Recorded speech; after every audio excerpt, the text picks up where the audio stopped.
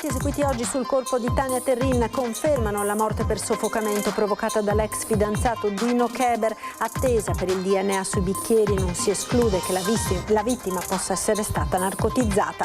Il rumore di Camponogara, che ieri sera si è mobilitata contro la violenza sulle donne, a scendere in campo con un vademecum anche la Fondazione Cecchettin. Viaggio da incubo per 5 giovani trevigiane a Nizza. Il vicino di camera voleva introdursi nel loro appartamento tentando di sfondare la porta. La polizia è arrivata dopo 4 ore. Maltempo diffuso oggi in Veneto, diversi interventi dei vigili del fuoco, albero abbattuto a Venezia, turista ferita a Caorle, frane attive da Cadore a Valbrenta.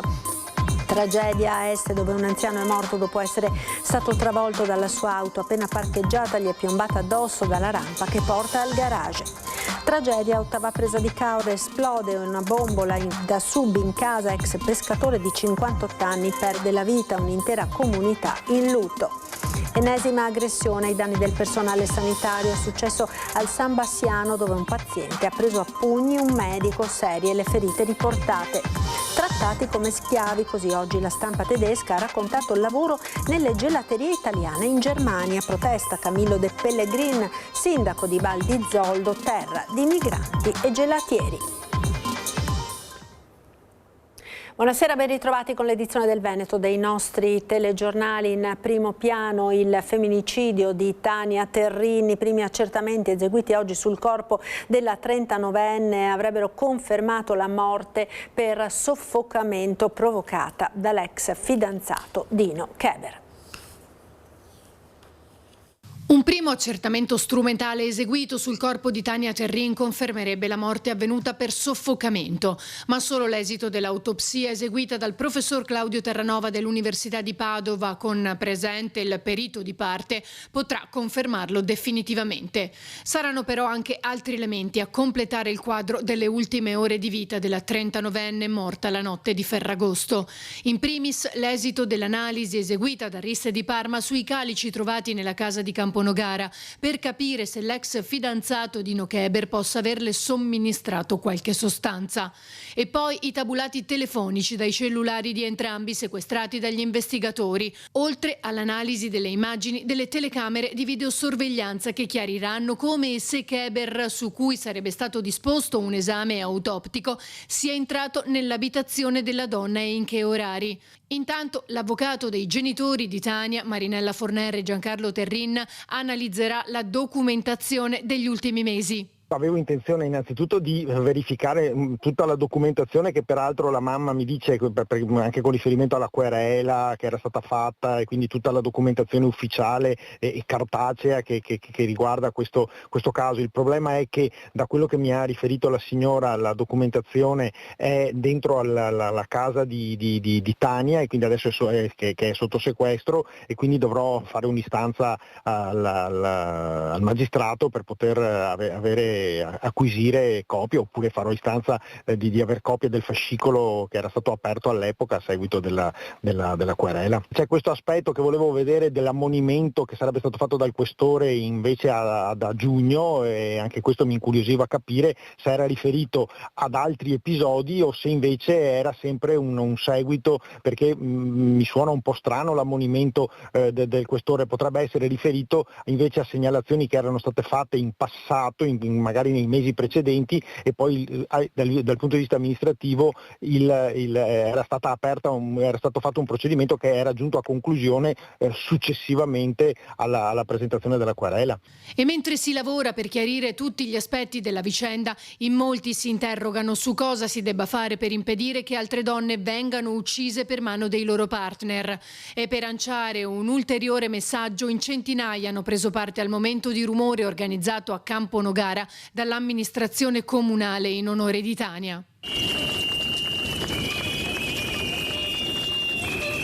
Bisogna farsi sentire, perché dal mio punto di vista lo Stato non ci difende. È una cosa molto triste, insomma, non è giusto così. Dopo 7-8 volte che non dovrebbe succedere queste cose, sì. Sono arrabbiata anch'io, sì. La mia è una testimonianza di solidarietà per tutte le ragazze, per tutte le donne. Presenti anche rappresentanti di varie associazioni come Chiara Boscaro, presidente di Riviera Donna.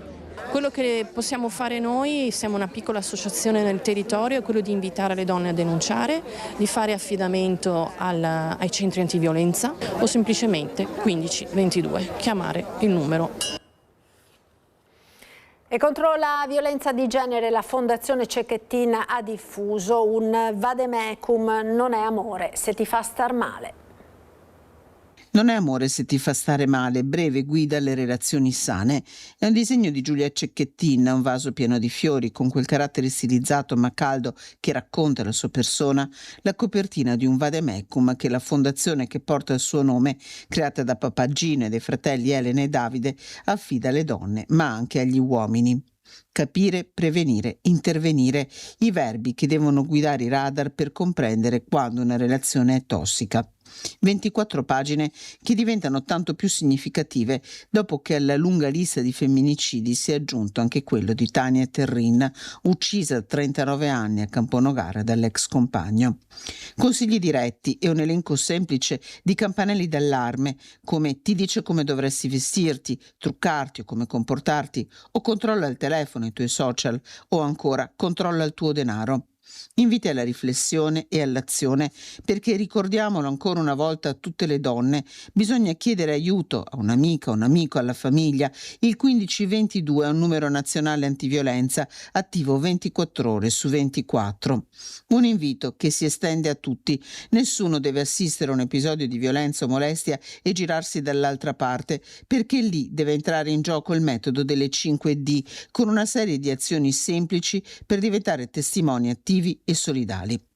La violenza di genere non si vince da soli, ma costruendo comunità sicure, conclude la guida, perché ogni intervento consapevole contribuisce a creare spazi più sicuri e rispettosi per tutte e tutti. Minacce social alle consigliere venete del PD dopo un post su Facebook relativo al femminicidio di Tania Terrin, firmato da Monica Sambo, Chiara Luisetto e Anna Maria Bigon.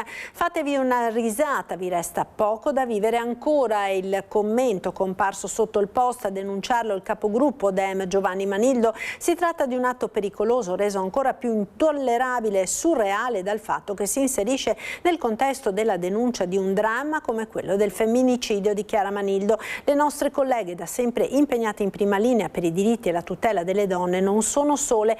Tutto il Partito Democratico fa scudo attorno a loro. Le 3 consigliere sporgeranno denuncia alle autorità. Ancora cronaca, viaggio di maturità da incubo per 5 giovani trevigiane a Nizza. Il vicino di camera voleva introdursi nel loro appartamento tentando di sfondare la porta. La polizia è arrivata dopo 4 ore. Verso le 11:30, mentre eravamo tutte tranquille nel nostro appartamento, io e una mia amica cominciamo a sentire un rumore strano al di fuori del nostro appartamento.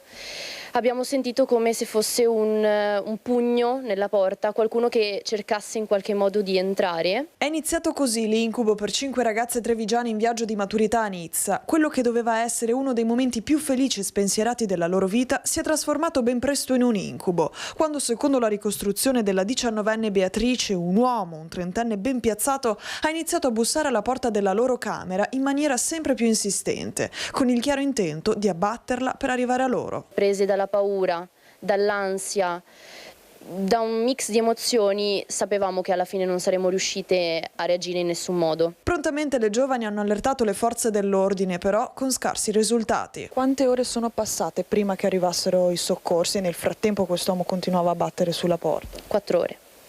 4 ore sono passate, dove abbiamo chiamato chiunque, abbiamo chiamato l'ambasciata, abbiamo chiamato l'ambasciata italiana e francese, il consolato, il 115 contro la violenza sulle donne, il 17, i pompieri, i vigili, tutti, e nessuno ci ha risposto, perché credevano fosse uno scherzo da parte nostra. 4 ore di panico, barricate in camera, con la paura che riuscisse ad entrare da un momento all'altro, tanto batteva forte la porta. L'uomo, inquilino dell'appartamento di fronte, le accusava senza alcun motivo di aver manomesso l'ascensore del condominio. Per Beatrice e le sue amiche questa però era solo una scusa. Da giorni avevano notato che le spiava. Ci ha lasciato un bigliettino che è stato appiccicato sulla porta, così da occultare lo spioncino senza che noi riuscissimo a vedere esternamente. Eravamo presi dal panico, dall'angoscia, insomma 5 ragazzi di 19 anni per un viaggio maturità, quindi il momento anche più bello della nostra adolescenza.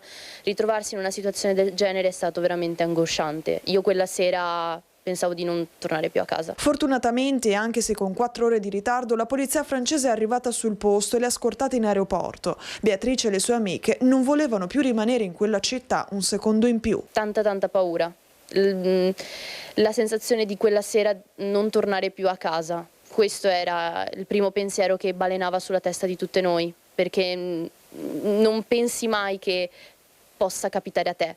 Cioè, era veramente una situazione difficile perché non sapevamo come reagire e se fosse effettivamente entrato eravamo, sì, non dico spacciate, però.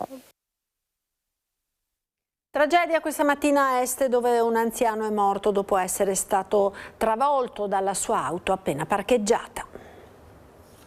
Schiacciato dalla propria auto dopo aver chiuso il garage, un uomo di 88 anni di Este è morto per le gravi ferite riportate. La tragedia nel cortile della sua abitazione in via Taddeo d'Este. La vittima è Luigi Guarniero. Era uscito di casa e aveva fermato l'auto nella rampa del garage ed era sceso. L'auto però è scivolata all'indietro, forse a causa del freno a mano inserito male o non inserito, e così è stato schiacciato contro il basculante. Una vicina di casa, sentendo le urla, ha dato l'allarme. Sul posto in pochi minuti sono arrivati i carabinieri del nucleo radiomobile della compagnia di Este, che hanno prestato i primi soccorsi, ma per l'88enne non c'era già più nulla da fare e i medici del 118 hanno constatato il decesso. I militari hanno eseguito i rilievi nella zona dell'incidente. La salma dell'anziano è a disposizione dell'autorità giudiziaria. E tragedia ieri sera a Caorle in seguito ad un incidente domestico nel suo garage. Ha perso la vita un ex pescatore di 58 anni molto conosciuto nella zona. Un'intera comunità è in lutto. Quando sono arrivati i primi soccorritori era già troppo tardi. Lo hanno trovato con il volto dilaniato a causa dell'esplosione potentissima di una bombola di gas all'interno del garage della sua abitazione in via Ottava Presa a Caorle. Una drammatica e tragica sfortunata coincidenza, un incidente era dietro l'angolo nel suo destino. Così ha perso la vita drammaticamente Giovanni Gusso, per tutti i residenti della zona semplicemente Nani, 58 anni, ex pescatore molto conosciuto nella località balneare del litorale veneto. Non c'era per lui già purtroppo nulla da fare. Secondo una prima ricostruzione dei fatti, ancora in fase di accertamento, Gusso stava armeggiando nel suo garage con una bombola del gas che è esplosa all'improvviso senza dargli scampo. Sul posto sono arrivati in pochi minuti dalla chiamata i soccorritori del SUAM 118 di Caorle, i vigili del fuoco e i carabinieri per i rilievi del caso. Sconvolta la moglie Serena, i familiari e i tanti amici che ne hanno ricordato ed elogiato la grande professionalità e bontà d'animo. Giovanni aveva praticato vari tipi di pesca, era appassionato di immersioni ed era molto esperto. Ci sono ancora tanti dettagli da chiarire sulla dinamica dell'incidente in fase di accertamento. Il ricordo di Gianni Stival, presidente della Cooperativa Nazionale Pescatori. Ero un caro amico, un ex pescatore. Purtroppo la vita ti riserva momenti di disgrazia e di sfortuna come è successo a lui. Ha fatto più attività di pesca, più di una tipologia, ha fatto il pescatore a strascico e anche il pescatore a vongole. Purtroppo è stato sfortunato, una vera disgrazia per Caorle. Tutta Caorle si è stretta in queste ore alla famiglia, con molte testimonianze di affetto e stima che continuano ad arrivare senza sosta. Non è ancora stata fissata la data dei funerali di Giovanni Gusso. Ancora violenza nei confronti dei sanitari. Un medico è stato aggredito da un paziente durante una visita all'ospedale di Bassano del Grappa. È un turno di servizio da dimenticare quello che stava facendo nella notte tra giovedì e venerdì un medico del reparto di psichiatria dell'ospedale San Bassiano di Bassano del Grappa. Il dottore è stato preso a pugni da un paziente che stava visitando dopo che quest'ultimo era arrivato al pronto soccorso in stato di alterazione. Fatta la prima valutazione col triage, l'uomo, già noto per situazioni di difficoltà psichica e seguito dal punto di vista sanitario, è arrivato in reparto per una valutazione specialistica come prevede la prassi. Verso le 5 del mattino, mentre era in corso la visita, è scattata l'aggressione nei confronti del medico. Immediato è arrivato il soccorso di altro personale sanitario presente in quel momento, nonché delle forze dell'ordine intervenute a difesa del professionista. Piena solidarietà è stata espressa dall'ULSS 7 Pedemontana col direttore generale Giovanni Carretta, che augura al medico un pronto recupero sia sul piano fisico sia su quello emotivo, che spesso, sottolinea, è l'aspetto più delicato in questi frangenti. Il fenomeno delle aggressioni, aggiunge il dirigente, rimane preoccupante nonostante le misure di prevenzione prese a più livelli, dai sistemi di allarme alla formazione specifica. Un messaggio di vicinanza è arrivato anche dal presidente della regione Alberto Stefani, che condanna l'accaduto e chiede rispetto per il personale sanitario. Nessuna condizione, dice, può giustificare simili violenze e chi se ne rende responsabile deve essere chiamato a risponderne. Ed ora l'ondata di maltempo che si è abbattuta anche sulla nostra regione. Prosegue da questa mattina l'attività dei vigili del fuoco per fronteggiare le numerose emergenze che si sono verificate. 50 gli interventi già effettuati, mentre 70 sono le richieste di soccorso ancora in coda giunte ai comandi provinciali. Le province maggiormente colpite sono Rovigo, Padova e Venezia. Particolarmente interessato l'Alto Polesine, dove le squadre dei vigili del fuoco sono impegnate soprattutto per la rimozione di alberi caduti e la messa in sicurezza delle aree interessate. Nel video che state vedendo dei vigili del fuoco, le immagini di una casa che è stata praticamente scoperchiata a Giacciano con Baruchella, appunto nel Polesine, e il tetto è parzialmente crollato proprio a causa del maltempo. E problemi si sono verificati anche nel veneziano per la pioggia battente ed il vento forte, con rami e alberi caduti. Questo che vedete è un albero che è caduto in centro storico a Venezia, in fondamenta del passamonte a Dorsoduro, un grosso albero schiantato al suolo. Per fortuna in quel momento non stava passando nessuno. Sul posto sono intervenuti i vigili del fuoco e la polizia locale, ma la situazione più grave si è verificata a Caorle, in un campeggio dove si è sfiorata la tragedia quando un ramo è piombato al suolo sfiorando una tenda che poi è stata colpita. Ferita una turista tedesca di 35 anni, la donna è stata soccorsa e medicata sul posto. La forte pioggia ha provocato anche qualche allagamento ed alcuni blackout dell'energia elettrica, soprattutto nell'area di Mestre. E tra i danni provocati dal maltempo c'è anche l'interruzione della strada che dalla Val Brenta porta alla diga del Corlo, molti gli alberi caduti. Ci vorranno alcuni giorni per iniziare i lavori di ripristino della viabilità sulla strada che collega Cismon del Grappa alla diga del Corlo. Le raffiche di vento e i nubifragi hanno provocato smottamenti su un tratto di diverse decine di metri, con la caduta di alberi di alto fusto e l'interruzione della circolazione. Siamo appena a valle del lago artificiale con la diga e la centrale elettrica dell'Enel. Quelli che vedete sono gli effetti del maltempo che circa 24 ore fa è passato in questa valle. C'era l'allerta arancione della regione e molta parte, quella più violenta, dei temporali e della perturbazione del primo passaggio si è scaricato appunto della fascia prealpina proprio qui al confine tra le province di Vicenza, di Belluno e di Trento. Le forti raffiche di vento e i danni alla vegetazione hanno avuto ripercussioni sulla rete elettrica locale. Una parte dell'abitato di Cismon del Grappa, nella zona di Via Friola, è rimasta senza corrente. Comune di Val Brenta ed Enel si stanno attivando per risolvere al più presto le criticità. Altri effetti anche sull'altra sponda, la sponda destra, in località Incino, dove alcuni massi sono caduti in una strada che comunque è già chiusa da tempo al traffico veicolare. Qui siamo proprio vicini alla Valbrenta e alla statale 47, che adesso è più difficilmente raggiungibile se non con un'altra ordinanza attraverso l'abitato di Cismon. Nei prossimi giorni appunto il comune con il Genio interverrà per ripristinare la situazione e mettere in sicurezza quest'area. E frane anche nel Bellunese, allerta per la frana di Croda Marcora a San Vito di Cadore.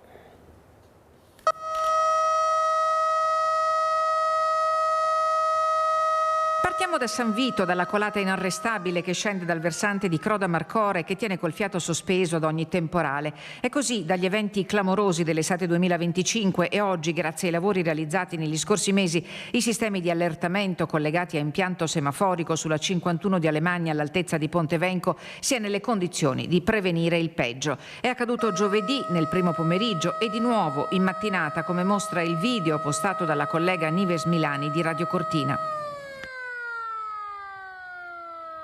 Dalla scorsa serata ANAS ha emesso un avviso in via precauzionale di temporanee chiusure della statale 51 di Alemagna, almeno fino a quando permarranno condizioni meteo di diffusa instabilità. Nel pomeriggio il Bellunese è stato attraversato da temporali che hanno segnato un repentino cambio di passo, termometri giù di oltre 10 gradi con valori pressoché pari alle medie del periodo. I vigili del fuoco sono stati impegnati per interventi di rimozione rami, piante e pietrisco sulla sede stradale in diverse zone della provincia.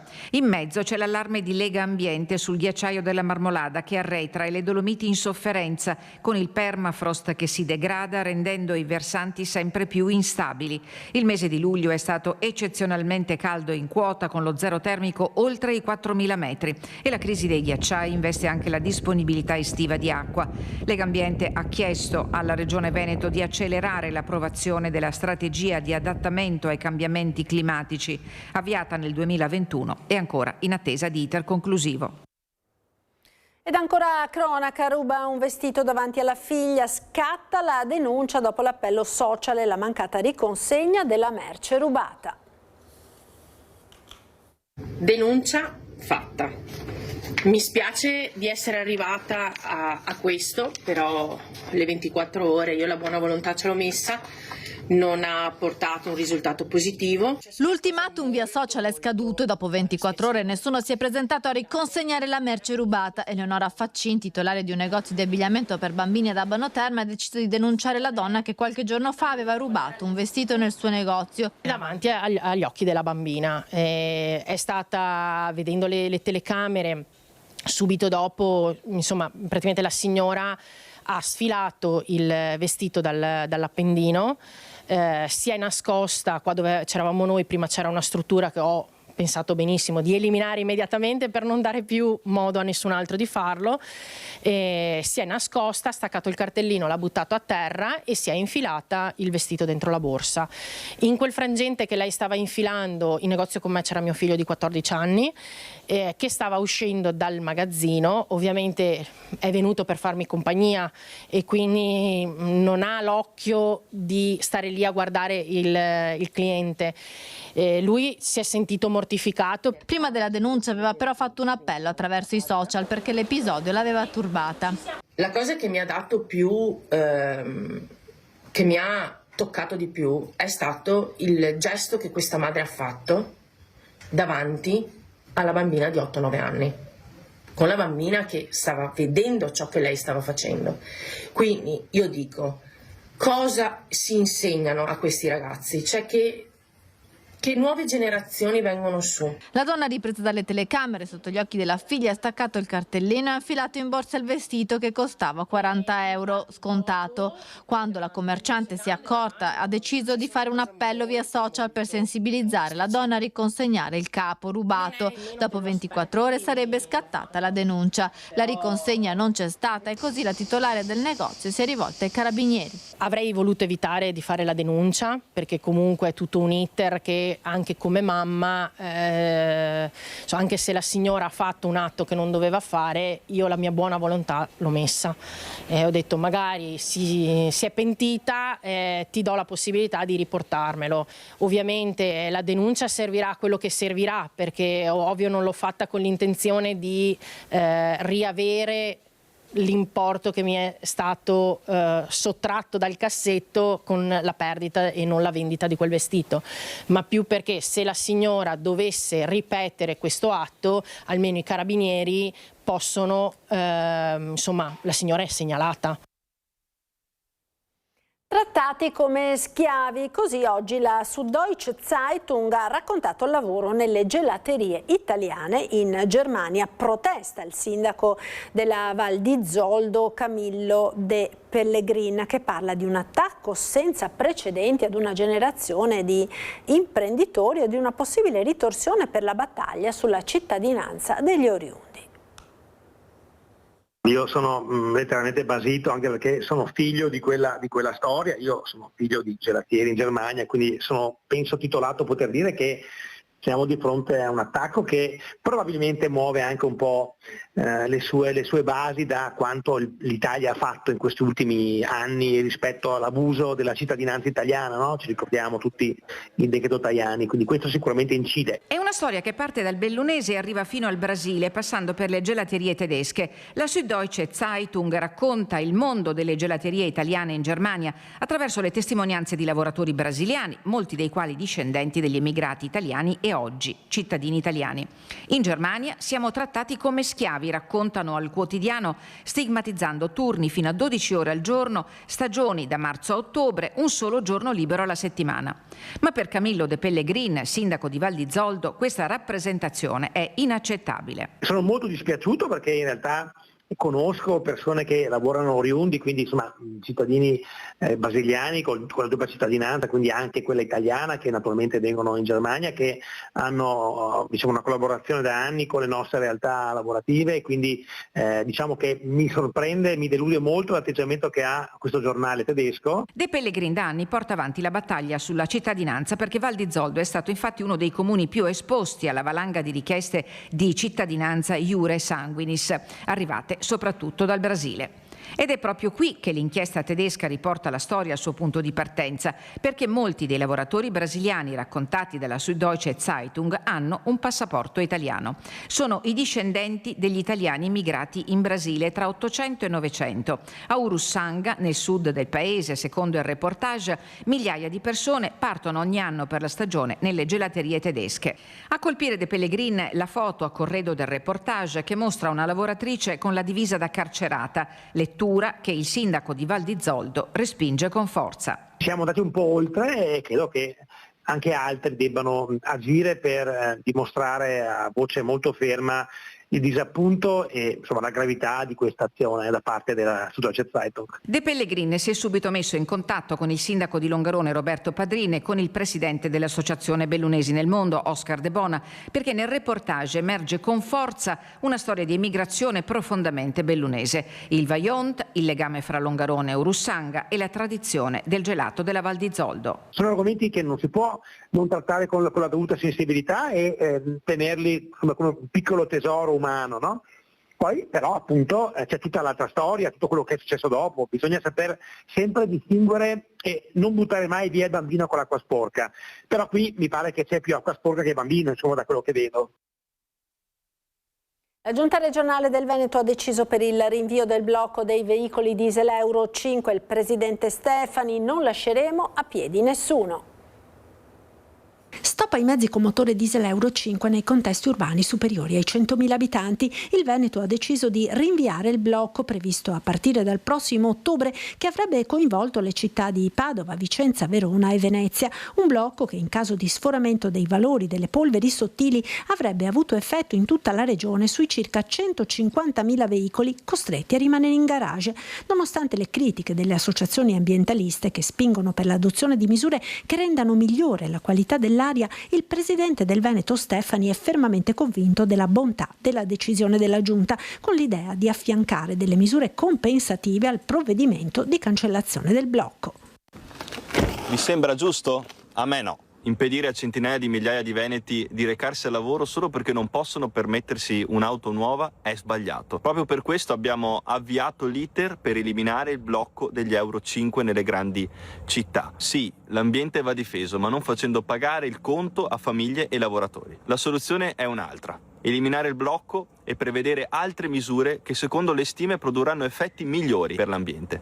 Un esempio? Più smart working per alcune categorie di lavoratori e più incentivi per la mobilità alternativa. Perché la Regione del Veneto deve essere al fianco di lavoratori, famiglie e partite IVA e non lasciare a piedi nessuno. Ed era l'ultimo servizio per il TG del Veneto. Grazie per essere stati con noi. Dopo la sigla, le previsioni del tempo. Arrivederci.